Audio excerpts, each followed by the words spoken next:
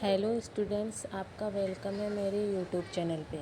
जैसे कि आपको पता है कि मेरे चैनल पे कंपटीशन एग्ज़ाम से रिलेटेड क्लासेस चलती है।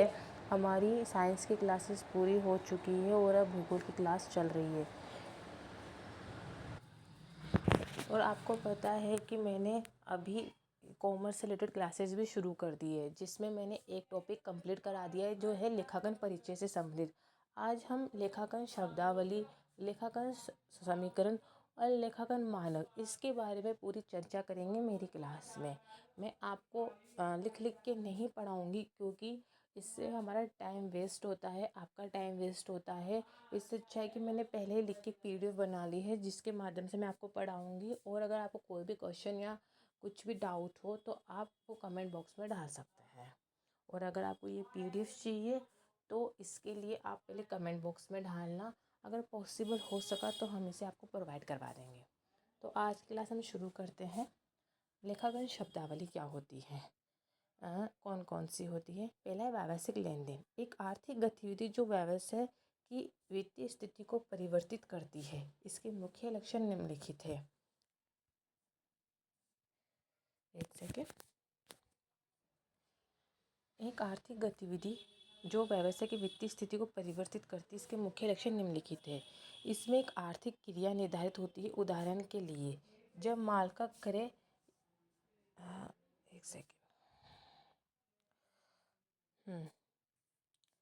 जब माल का क्रय अथवा विक्रय नगद या उधार में किया जाता है, ये सामयिक व्यवहार है जो व्यावसायिक इकाइयों के बीच या आंतरिक लेन देन के रूप में होते हैं। इससे इकाई की वित्तीय स्थिति में परिवर्तन होता है, जैसे कि परिसंपत्ति या दायित्व अथवा पूंजी में परिवर्तन।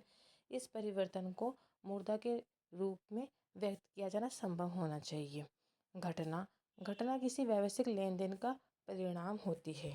एग्जाम्पल, एक व्यवसाय 5 लाख रुपए की पूंजी लगा के व्यापार प्रारंभ करता है। उसने 4 लाख रुपए का माल नगद क्रय किया।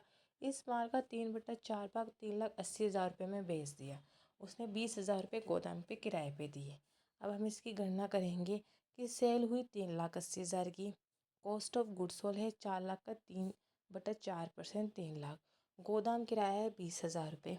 प्रॉफिट है 3 लाख प्लस 20,000 में से 3,80,000 गए, 60,000 हमारा प्रॉफिट हो गया। अंतिम स्टॉक 3/4 हटा के जो लागत थी वो अंतिम स्टॉक बच जाएगा। उसकी लागत 4 लाख का 1/4 यानी 1 लाख रुपए। आई होप आपको ये कैलकुलेशन समझ में आई है। अगर नहीं आई है तो आप कमेंट बॉक्स में डाल देना। तो ये इस प्रकार जो लेन देन होते हैं उसे ही हम व्यावसायिक लेन देन कहते हैं, और उनकी गणना ही हमारे अकाउंटिंग में की जाती है। जैसे कि कोई घरेलू सामान हुआ कि आज हमने उनको चीनी उधार दी, हमने उनको चाय पत्ती उधार दी, या कोई भी ऐसा लेन देन घरेलू जिनसे हमारे व्यवसाय पे फर्क नहीं पड़ता है और जिससे हम मुद्रा में व्यक्त नहीं कर सकते हैं। जिस लेन देन को हम मुद्रा में व्यक्त करते हैं उसे व्यावसायिक लेन देन कहते हैं, और उसी की अकाउंटिंग की जा सकती है जिसको हम मुद्रा में लेन देन कर सकते हैं। जिस चीज़ का लेन देन नहीं हो सकता है उसकी अकाउंटिंग नहीं की जा सकती है। ठीक है। अब जैसे मैं अपनी एग्जांपल अच्छी तरह समझाऊँ, अगर किसी बच्चे ने फर्स्ट बार ये क्लास देखी है, इस तरह का एग्जांपल देखा है। 5 लाख की उसने पूंजी लगाई। ठीक है, हम इसको लिख लेते हैं। भाई 5 लाख की उसने पूंजी लगाई। 4 लाख रुपए का माल नगद क्रय किया। माल का 3/4 भाग 3,80,000 रुपये में बेच दिया। ठीक है। 20,000 गोदाम के किराए के लिए दिए। ठीक, तो उसकी सेल कितनी हुई? 3,80,000। बेचे गए माल की लागत कितनी है? 4 लाख का माल क्रय किया था, तो कॉस्ट ऑफ गुड्स सोल्ड इसी की निकलेगी। 3/4 निकला, 3 लाख हमारी कॉस्ट हो गई। हमने 20,000 किराया का दे दिया। ठीक है, तो हमारी टोटल कॉस्ट कितनी लगी? 3 लाख प्लस 20,000। हमारी सेल कितने की हुई? 3,80,000 की। इसलिए हमने ये लेस करके 60,000 हमने निकाल लिया। ठीक है, अंतिम स्टॉक कितना बचा? 4 लाख में से हमने 3/4 बेच दिया, तो 1/4,000 हमारा अंतिम स्टॉक बचा। ठीक, अब है कैपिटल। स्वामी द्वारा व्यवसाय में उपयोग के लिए किए जाने वाला वास्तविक निवेश पूंजी कहलाता है। वास्तविक निवेश पूंजी कहलाता है। ये व्यवसाय के स्वामी द्वारा रोकड़ अथवा परिसंपत्ति के रूप में लाया जा सकता है।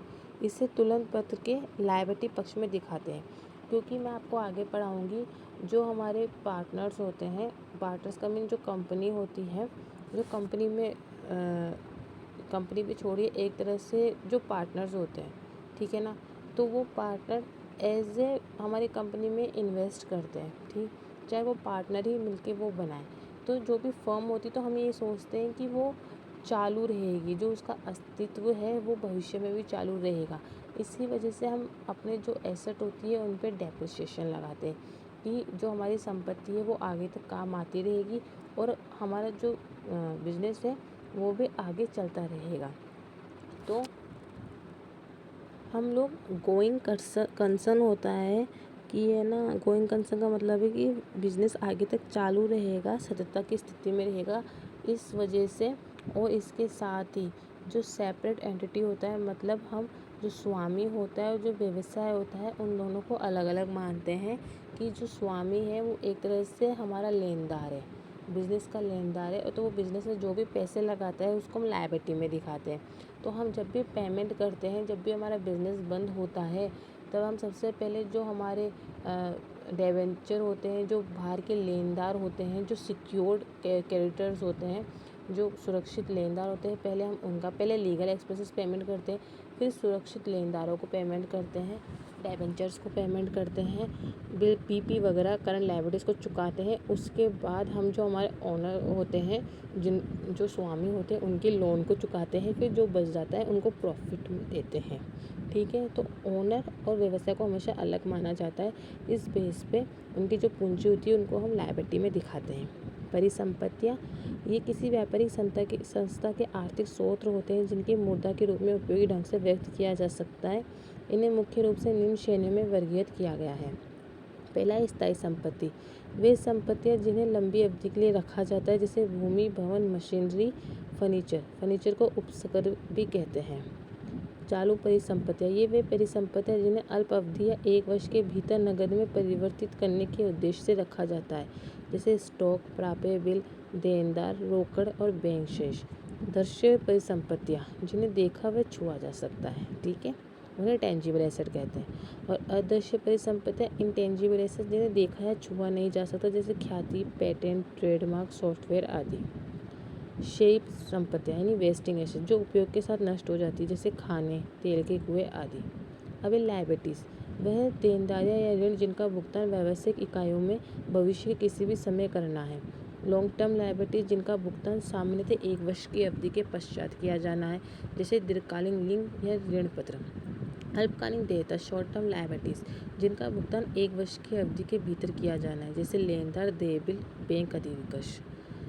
एक्सपेंडिचर एंड रिसिप्ट्स, पूंजीगत व्यय, कैपिटल एक्सपेंडिचर, जिसका व्यय लाभ के 1 वर्ष से अधिक अवधि तक प्राप्त होता है, जो स्थायी संपत्ति को क्रय करने और उसकी क्षमता बढ़ाने के लिए किया जाता है, जैसे मशीनरी या भवन का क्रय। जैसे हम कोई संपत्ति खरीदते हैं तो हम, या फिर कोई फर्नीचर खरीदते हैं, तो वो फर्नीचर हमें 1 साल से ज़्यादा प्रॉफिट देगा, लेकिन उस फर्नीचर या मशीन को लाने का किराया, उसको इम्प्लीमेंट, उसको संस्था में स्थापित करने का किराया, वो सब भी हमारे कैपिटल एक्सपेंडिचर ही होते हैं, क्योंकि कहीं ना कहीं वो मशीन से जुड़े हुए हैं। लेकिन कोई ऐसा खर्चा या कोई मरम्मत की जाए जिससे मशीन की क्षमता बढ़ जाए, तो उसको भी हम कैपिटल एक्सपेंडिचर में ही ऐड करते हैं। मैं आपसे एक क्वेश्चन करती हूँ, उसका रिप्लाई मुझे कमेंट बॉक्स में देना कि मान लीजिए एक बिल्डिंग है, बिल्डिंग बनाने के लिए जो ओनर है उसने सामने एक झुग्गी का निर्माण करवाया जिसमें कारीगर रहते हैं, तो वो झुग्गी का जो खर्चा है वो कैपिटल होगा या रेवेन्यू? इसका आंसर आप कमेंट बॉक्स में ज़रूर करना। अबे आयगत व्यय, रेवेन्यू एक्सपेंडिचर, व्यवसाय के दिन प्रतिदिन के संचालन व व्यवसाय के लिए किए जाने वाला व्यय लाभ के 1 वर्ष के भीतर ही समाप्त हो जाता है, जैसे वेतन, किराया, बिजली का बिल आदि। आस्थगित आयगत व्यय, डेफर्ड रेवेन्यू एक्सपेंसेस, ऐसे वे प्रकृति में आयगत होते हैं परंतु उनका लाभ व्यवसाय को आने वाले कई वर्षों तक, सामान्य से 3 से 5 वर्षों तक मिलता है, जैसे भारी विज्ञापन व्यय। लेखांकन की अवधारणाएं, सिद्धांत, accounting concept and conventions. Generally accepted accounting principle, gap, वित्तीय विवरणों के लेखन व निर्माण में एकरूपता लाने के उद्देश्य से प्रेरित उन सभी नियमों और निर्देशक क्रियाओं को गैप कहा जाता है जो व्यावसायिक लेनदेन के अभिलेखन पर लागू होते हैं। प्रमुख लेखांकन अवधारणाएं।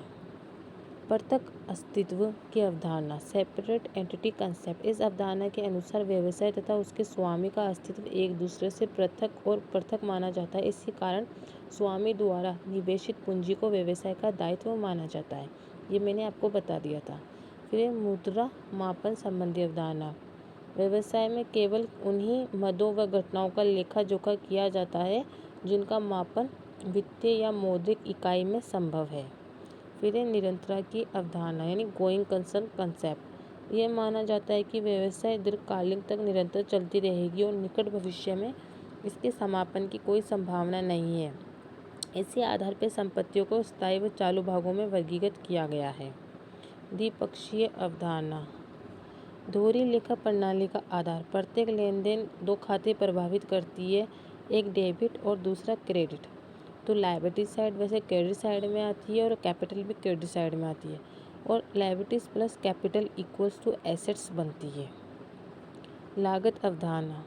कॉस्ट कैपिटल या हिस्टोरिकल कॉस्ट। संपत्तियों को पुस्तकों में उनके क्रय मूल्य या ऐतिहासिक लागत पर ही दर्ज करना चाहिए, न कि उनके बाजार मूल्य पे। फिर वसूली या आगम अवधारणा, रेवेन्यू या फिर रियलाइजेशन कंसेप्ट। आगम या आय की प्राप्ति तब मानी जाती है जब माल या सेवाओं का हस्तांतरण क्रेता को कर दिया जाता है और भुगतान प्राप्त करने का कानूनी अधिकार प्राप्त होता है। मिलान की अवधारणा, मैचिंग कंसेप्ट। एक निश्चित लेखा अवधि की लाभ हानि की सही गणना करने के लिए उस अवधि के समस्त आगमों का मिलान उसी अवधि के समस्त व्ययों के साथ किया जाना आवश्यक है। उपार्जन अवधारणा, अक्रूल कंसेप्ट। आय और व्यय का लेखांकन उनके उपार्जित होने के समय किया जाना चाहिए, न कि नकद की प्राप्ति या भुगतान के समय। अब लेखांकन की परंपरा। पूर्व प्रकटीकरण की परंपरा। वित्तीय विवरणों में व्यवसाय से संबंधित सभी महत्वपूर्ण सूचनाओं को पूर्ण और स्पष्ट रूप से किया जाना चाहिए। रूढ़िवादिता या विवेकशीलता की परंपरा। संभावित लाभों की आशा न करें परंतु सभी संभावित हानियों के लिए पर्याप्त प्रावधान करें। इसी परंपरा के आधार पर अंतिम स्टॉक का मूल्यांकन लागत मूल्य या बाजार मूल्य, जो भी दोनों में से कम हो, उस पर किया जाना चाहिए। एक रूपता संबंधी परंपरा। लेखांकन नीतियों और पद्धतियों में वर्ष दर वर्ष एकरूपता होनी चाहिए ताकि विभिन्न अवधियों की वित्तीय विवरणों की तुलना की जा सके। महत्वपूर्ण संबंधी परंपरा। केवल उन्हीं तथ्यों और मदों को वित्तीय विवरणों में प्रमुखता दी जानी चाहिए जो व्यवसाय के निर्णय को प्रभावित करने की क्षमता रखते हैं, या छोटे मोटे व्यय को अलग से दिखाने के बजाय अन्य मदों में सम्मिलित किया जा सकता है। अब हम पढ़ेंगे लेखांकन मानक। ठीक है, लेखांकन मानक का क्या आशय है। लेखांकन मानक एक कानून स्थापित रीति रिवाज किसी व्यवहार के संबंध में मार्गदर्शन अथवा व्यापार में हुए लेन देनों को लिखने या उन्हें प्रस्तुत करने की एकरूपता को दर्शाते हैं। कोहलर के अनुसार लेखांकन परमाप व्यवहार का एक माध्यम है जो पेशेवर संस्थाओं, परंपराओं व कानून को पब्लिक लेखापालकों तथा सामान्य लेखापालकों पर लागू किया जा सकता है। लेखांकन मानक लेखांकन नीतियों तथा व्यवहारों के मानक है जो कि नियमावली संहिता के रूप में होते हैं। ये सामान्य स्वीकृत लेखांकन सिद्धांत generally accepted accounting principle gap से भिन्न होते हैं। सामान्य स्वीकृत लेखांकन सिद्धांत एक मत के कई विकल्पों के साथ उसका हल देते हैं, जबकि लेखांकन मानक इन विकल्पों की संख्या में न केवल कमी लाते हैं बल्कि विशिष्ट लेखांकन समस्या के लिए उचित नियमों के साथ मार्गदर्शन करते हैं। संक्षेप में, लेखांकन मानकों को संशोधित सामान्य स्वीकृत लेखांकन सिद्धांत मॉडिफाइड गैप भी कहा जा सकता है। लेखांकन मानक के उद्देश्य। लेखांकन मानकों को तैयार करने का मुख्य उद्देश्य वित्तीय विवरणों को तैयार तथा प्रस्तुत करने में एकरूपता लाना, उनको अर्थपूर्ण बनाना है। वित्तीय विवरणों को तैयार करते समय निम्न उद्देश्यों की पूर्ति की जाती है। ऐसे नियम बनाना जिनके अनुसार वित्तीय विवरणों को तैयार किया जा सके, विभिन्न असमान लेखांकन व्यवहारों के प्रभाव को दूर करके वित्तीय विवरणों को तैयार करना, उनको प्रस्तुत करना, वित्तीय विवरणों को अधिक अर्थपूर्ण, विश्वसनीय, तुलनीय बनाना, विभिन्न समूहों में भावी वित्तीय संघर्षों को सरलता से हल करना, अंकेशों के कार्य में सहायता करना। लेखांकन मानकों की आवश्यकता और लाभ। वित्तीय विवरणों के निर्माण व प्रस्तुतिकरण संबंधी विभिन्नताओं को बहुत सीमा तक कम करते हैं। वित्तीय विवरणों को एकरूपता और तुलनात्मकता प्रदान करते हैं। वित्तीय विवरणों की विश्वसनीयता तथा प्रामाणिकता में सुधार लाते हैं। हेर फेर तथा छल कपट की संभावनाओं को काफ़ी हद तक कम करते हैं। विभिन्न पक्षकारों के हितों की रक्षा करने में सहायक होते हैं। अंकेशकों के लिए लाभदायक है। पारदर्शी लेखांकन मानदंड विकसित करते हैं। अंतर्राष्ट्रीय लेखांकन मानक इंटरनेशनल अकाउंटिंग स्टैंडर्ड IAS विश्व स्तर पर लेखांकन सिद्धांतों व्यवहारों में एकरूपता लाने के लिए 29 जून 1973 को 9 देशों के 16 लेखांकन निकायों अकाउंटिंग बॉडीज में एक समझौता हुआ, जिससे फलस्वरूप अंतर्राष्ट्रीय लेखांकन मानक समिति international accounting standard committee IAC का जन्म हुआ। इस समिति का मुख्यालय लंदन में रखा गया।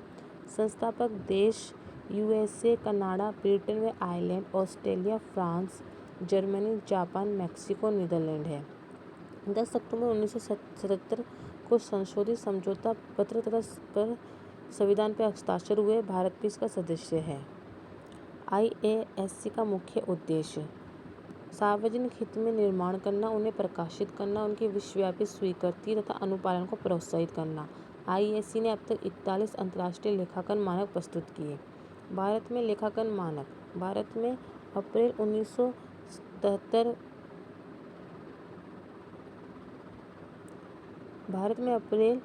1977 में भारत के चार्टर्ड अकाउंटेंट संस्थान institute of chartered accountant of India ICAI ने एक लेखांकन मानक board accounting standard board ASB की स्थापना की। अभी तक ICAI ने 32 मानक तैयार किए हैं।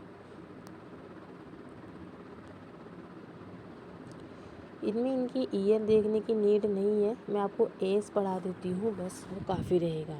AS1 है लेखांकन नीतियों का प्रकटीकरण। AS2 इन्वेंट्री का मूल्यांकन। AS3 रोकड़ प्रवाह विवरण। AS4 आर्थिक चिट्ठे की तिथि के बाद की घटित घटनाएं तथा आकस्मिकता। ये सब इंग्लिश में भी लिखे हुए हैं, तो इंग्लिश वाले बच्चों को भी प्रॉब्लम नहीं होगी। AS5 अवधि के लिए शुद्ध लाभ हानि, अवधि पूर्व, मध्य तथा लेखांकन नीतियों में परिवर्तन। AS6 हास लेखांकन, इसे AS10 में शामिल करके AS6 को हटा दिया गया है। AS7 निर्माण अनुबंधों ठेकों। AS8 शोध तथा विकास, इसे AS26 के आने के बाद से प्रभावीहीन कर दिया गया है। AS9 आगम पहचान। AS10 संपत्तियां, संयंत्र तथा उपकरण का लेखांकन। AS11 विदेशी विनियोग दरों में परिवर्तन के प्रभावों के लिए लेखांकन। AS12 सरकारी अनुदान के लिए लेखांकन। AS13 विनियोग के लिए लेखांकन। AS14 एकीकरण के लिए लेखांकन। AS15 कर्मचारी लाभ। AS16 उधार की लागतें। AS17 खंड विभागीय प्रतिवेदन। AS18 संबंधित पक्षों का प्रकटीकरण। AS19 पट्टा। AS20 प्रतिअंश आय। AS21 मिश्रित वित्तीय विवरण। AS22 आय पे करों के लिए लेखांकन। AS23 समेकित वित्तीय विवरणों में सहयोगी में निवेश हेतु लेखांकन। AS24 बंद की गई क्रियाएं। AS25 अंतरिम वित्तीय प्रतिवेदन सूचना। AS26 अदृश्य अमूर्त संपत्तियां। AS27 संयुक्त साहस में हितों की वित्तीय रिपोर्टिंग। AS28 संपत्तियों की श्रुति। AS29 आयोजन, आकस्मिक दायित्व व आकस्मिक संपत्तियां। AS30 वित्तीय प्रलेख मान्यता व मापन। AS31 वित्तीय प्रलेख प्रस्तुतिकरण। AS32 वित्तीय प्रलेख प्रकटीकरण। लेखांकन मानक 30, 31, 32 कंपनी अधिनियम 2013 के तहत सूचित नहीं है। लेखांकन प्रक्रिया प्रक्रिया को निम्न चरणों के माध्यम से समझाया जाता है। पहला होता है पहचान, पहला होता है आइडेंटिफिकेशन, फिर रिकॉर्डिंग, फिर वर्गीकरण क्लासीफाई, फिर संक्षिप्तीकरण समराइजिंग, विश्लेषण निर्वाचन एनालाइज एंड इंटरप्रेशन, फिर संप्रेषण कम्युनिकेशन। पहचान सर्वप्रथम व्यवसाय में वित्तीय लेनदेनों की पहचान की जाती है। प्रविष्टिकरण लेनदेन होने के बाद इसकी पारंपरिक लेखों की पुस्तकें जैसे रोजना मंचा या सहायक बयों में प्रविष्टि की जाती है। वर्गीकरण में एक समान प्रविष्टियों को एक स्थान पर लिखा जाता है, जिसे खतौनी कहते हैं। संक्षिप्तीकरण इसमें खाता बही की सहायता से तलपट व्यापार व लाभ हानि खाता व चिट्ठा तैयार किया जाता है। विश्लेषण व निर्वचन वित्तीय विवरणों का विश्लेषण करके निष्कर्ष निकाला जाता है। संप्रेषण सूचनाओं को उनके उपयोगकर्ता को निर्णय लेने हेतु भेजा जाता है। लेखांकन की प्रणालियाँ एक गहरा लेखा प्रणाली सिंगल एंट्री सिस्टम, यह अपूर्ण व अस्वाभाविक प्रणाली है। दोहरा लेखा प्रणाली डबल एंट्री सिस्टम, यह प्रणाली द्विपक्षीय संकल्पना पर आधारित है जिसके अनुसार प्रत्येक लेनदेन के दो पक्ष होते हैं, डेबिट और क्रेडिट। थर्ड है भारतीय बही खाता प्रणाली, इंडियन सिस्टम ऑफ अकाउंटिंग, यह महाजनी बही खाता पद्धति के नाम से जानी जाती है। लंबी मुड़ी हुई लाल बहियों में इसका उपयोग होता है। लेखांकन समीकरण द्विपक्षीय अवधारणा पर आधारित है। मैंने आपको बताया था पूंजी प्लस दायित्व इज इक्वल टू संपत्तियाँ। चिट्ठे का कुल योग सदैव समान रहता है। व्यावसायिक लेनदेनों का प्रभाव इन घटकों पर पड़ता है जिससे समीकरण हमेशा संतुलित रहता है। तो स्टूडेंट्स हमारा ये जो टॉपिक है ये पूरा होता है। अब हमारा जो नेक्स्ट टॉपिक होगा वो जनरल और लेजर से रिलेटेड होगा, तो आप वो पढ़ के भी आइए और कोई क्वेश्चन हो तो आप कमेंट में भी डालना। हम इसके क्वेश्चंस भी लेके आएंगे जिससे आपकी प्रैक्टिस भी बेटर बनेगी। धन्यवाद।